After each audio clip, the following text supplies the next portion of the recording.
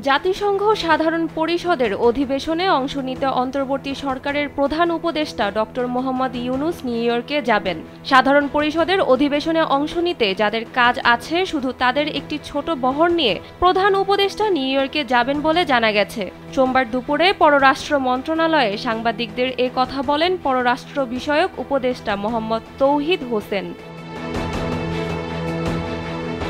সাংবাদিকদের তিনি বলেন, একটা ছোট প্রতিনিধি দল যাবে নিউ ইয়র্কে। বিশাল কোনো প্রতিনিধি দল নিয়ে যাওয়া হবে না। যত কম সময়ে সেখান থেকে কাজ শেষ করে দেশে ফেরা যায় সেই চেষ্টাই করা হবে বলেও জানান তিনি। যাওয়া আসার সময় মিলিয়ে এই সফর এক সপ্তাহের বেশি না বলেও উল্লেখ করেন পররাষ্ট্র বিষয়ক উপদেষ্টা। স্যান্ডেলিনা সো, রূপচর্চায় আভিজাত্য।